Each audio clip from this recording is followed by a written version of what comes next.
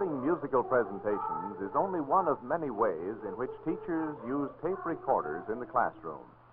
Easy to thread and to operate, the modern tape recorder is an ideal teaching device that can be effectively used in many subject areas. For example, this teacher is making a tape recording for a dictation lesson in shorthand. After the recorder is turned on so the amplifier can warm up, she threads the magnetic tape onto the machine. Magnetic tape has two sides, the glossy side and the dull side. The recording is made on the dull side, and therefore it must face the recording head. Threading and operating a tape recorder is not difficult. You can do it easily if you follow the printed instructions that come with your recorder. Also, study these instructions for tips on proper care and maintenance. When the tape is threaded, plug in the microphone, start the recorder, and make a final adjustment of the volume level. The controls on all machines are similar, although the form may be different. Some use push buttons, others have piano key controls, still others have a multi-purpose control. This teacher is making a recording so that each of her shorthand classes will hear the same dictation. Voice level, dictation speed, and word pronunciation will not vary. This technique is also useful in spelling, English, and foreign language classes. After recording, she rewinds the tape. Most recorders have counters so that any point on the tape recording can be identified, particularly useful for locating the starting point. Now, let's listen to the recording. I'd like to confirm the proposition made to you in our telephone conversation yesterday, period. In the classroom, the teacher can move around, observing the work of her students. A separate speaker may better project the sound throughout a large room. With the terms we discussed yesterday and should be in the mail early tomorrow, period. Paragraph. Tape recordings can be made of group discussions, such as this student council meeting. Dan, would you tell us who's the please?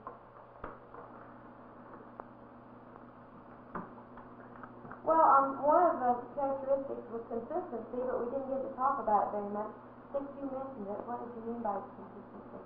I think that is a very important topic and a very important quality because every student desires to know his position in a certain class.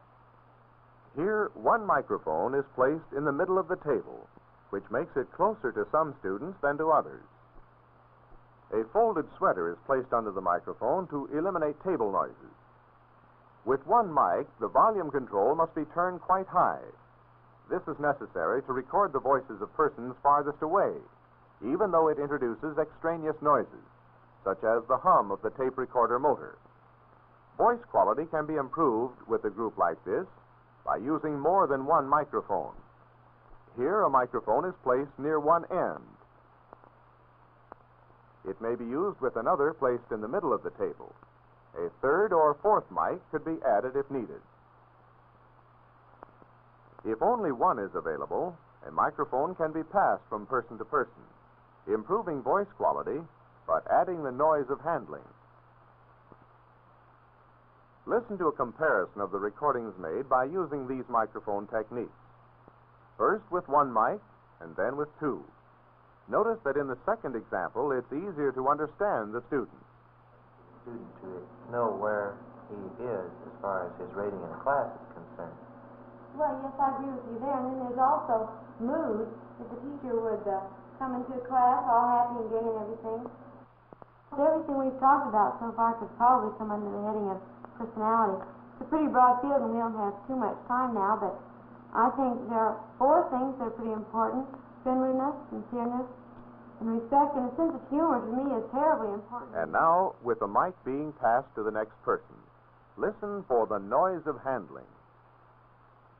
Then is sincereness. Well, among other things, I think that honesty is very important. Many teachers will try to bluff their way through a situation when they don't know it. Let's hear these comparisons once more. message and quality which teachers must possess. Yeah, I see what you mean. For instance, in mood, if a teacher went into a room one day and almost everything we've talked about so far could probably come under the heading of personality. It's a pretty important subject, but it's a pretty big one. And so we don't have too much time. We can't talk about too much. Friendliness, sincereness, sense of humor. Students very often are uninterested in a subject because it becomes dull. The proper use of a microphone is very important to make a good recording of larger groups. The microphone should be placed about the same distance from each of the singers. A mic on a floor stand will usually be closer to the front than to the back row. To get the microphone an equal distance from each row, raise it by using a special floor stand or by suspending it from the ceiling. If it is desirable to emphasize one group of voices, the mic can be placed closer to this group. A microphone placed here will emphasize the voices in the front row. By experimenting, you can get the effect you desire. The tape recorder is useful for self-evaluation of speeches or readings. The average classroom has hard-surfaced walls, which may result in a poor recording. An easily constructed blanket booth will give much better results. The sound is less hollow and extraneous noises are reduced. Listen to the difference as we hear the recording first in the average classroom and then with the addition of a simple booth. Long endure. We are met on a great battlefield of that war. We have come to dedicate a portion of that field as a final resting place of those who hear these. Most tape recorders will run at speeds ranging from 1 7/8 to 7.5 inches per second. The slower speeds are adequate for recording speech. Using the faster speed is better for music, such as this rehearsal.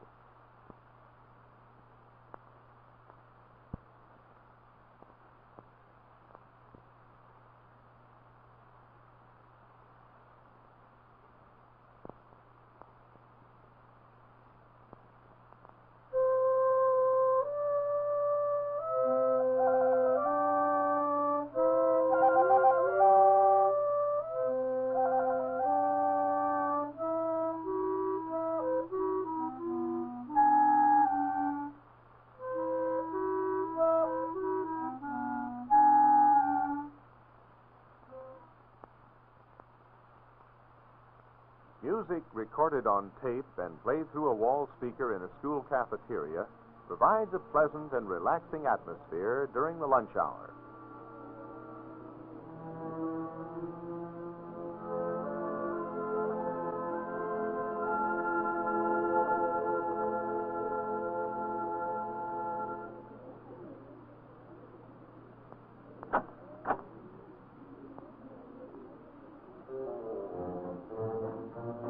With this recorder, a simple twist of a knob reverses the tape direction to play a second track. A single track recording could be represented like this. Dual track recording like this.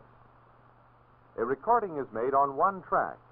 Then the tape direction is changed so that the recording can be continued on the second track.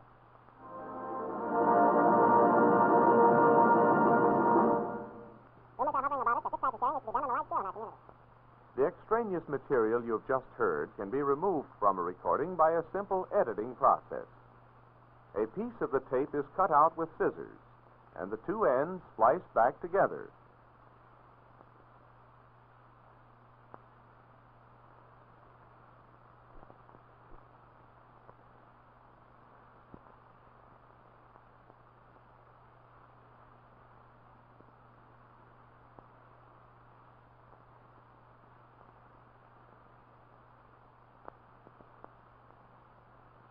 To splice recording tape, follow the instructions that come with the splicing tape or with your recorder. One precaution should be taken. Do not use ordinary household or office tapes. They are never satisfactory.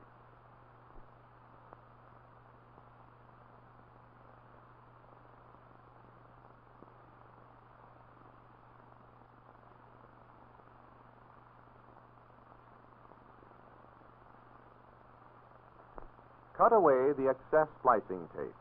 trimming very slightly into the edges of the recording tape.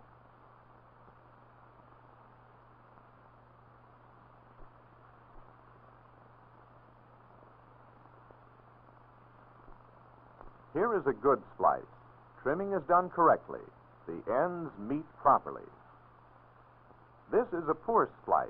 It has been trimmed too much. This one is poorly made.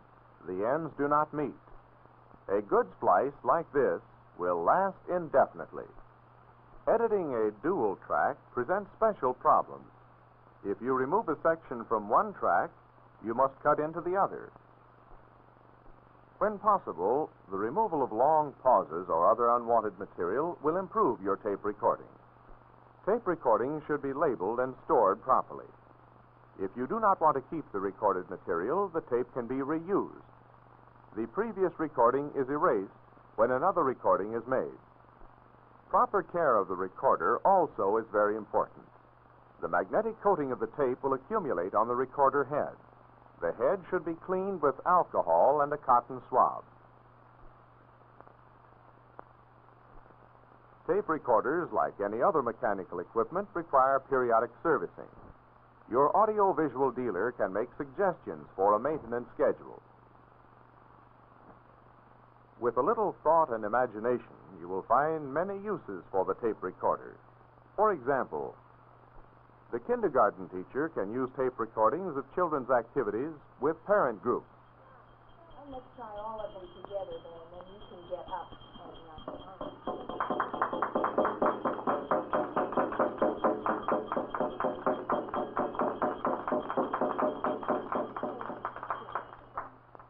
Recordings are useful to help students learn to pronounce foreign words correctly. By making a tape recording of the word properly pronounced, students can practice the correct pronunciation. Teachers can make recordings of school activities, such as skits and plays. These taped records are useful when interpreting the school program to the public, or when planning activities with other student groups. Somebody's been sleeping in my bed. Somebody's been sleeping in my bed. There she is. Where am I?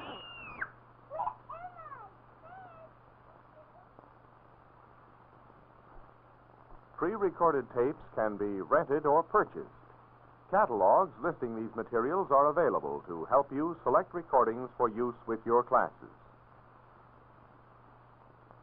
They refuse to unload the ships. Then the ship's crews will unload them under the guard of those British men of war out there. Now, never fear. But I am afraid. I have a large family. Look, Thomas, look at this paper I found on my doorknob. Recordings can be made of radio programs. The instructions with your tape recorder will show you how to do this.